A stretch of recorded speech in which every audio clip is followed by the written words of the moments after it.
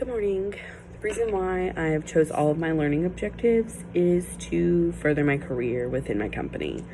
I have chosen 5 learning objectives that will help with the position that I'm currently in, as well as potentially get me promoted within my company. The first one that I chose was improving my empathy skills.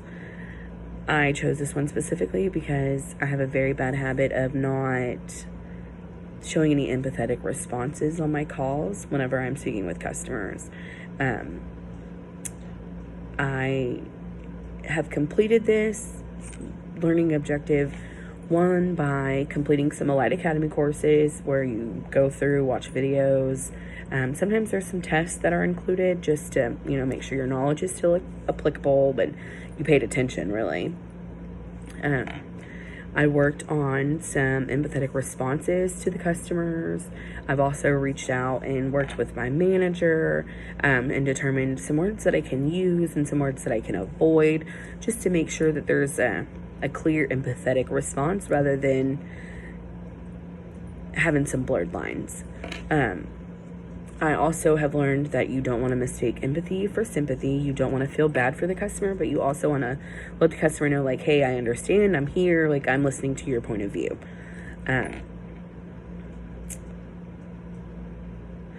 have learned not only empathetic responses on my customer interactions, but also in my daily life, my personal life. Again, I don't want to sound sympathetic, but also I want to be empathetic to my customers as well as my family and friends. My second learning objective was provide better customer service skills.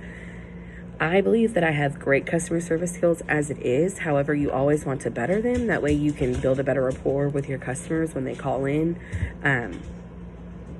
It's always better to have great customer service. I want to be the person where you call and you hang up and you're like, oh, it was great talking to her. Next time I call, I hope I get her again.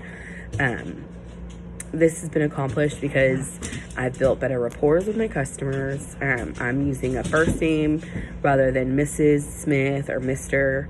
I'm trying to build a connection with those customers when they call in. I've also learned to listen to understand rather than just hear, as well as being able to listen when they speak, again, not only to hear, but to actually understand, to be able to provide a better resolution and a resolution that they don't have to wait for. I've learned that when you have a better customer service skills with your customers, they are more likely to feel confident that you gave them the correct information and gave them the best information for them. That way they know, okay, this is the best option for me. The second learning objective that I've completed is obtaining the on-floor supervisor skill. This one I believe is the most important to me because it really was the only skill that I was lacking with my client currently. So it was really important that I completed that because not only is it the last skill that I needed, but I can't lose that knowledge. Once I have it, I'll be able to keep it. Even if I was to go to a new client, I will still have the on-floor supervisor skill, so I'll still be able to help customers if they need a supervisor or they don't feel confident with, a regular customer care representative. They can speak with me and I can let them know, hey, like this, this is the information. I've learned so much by completing the on-floor supervisor skill. I've, again, completed some Elite Academy courses, which included videos and tests and pre-assessments, as well as different activities with the trainer that we had to complete in order to complete the full on-floor supervisor skill. Doing so, I've learned to pause when needed, right?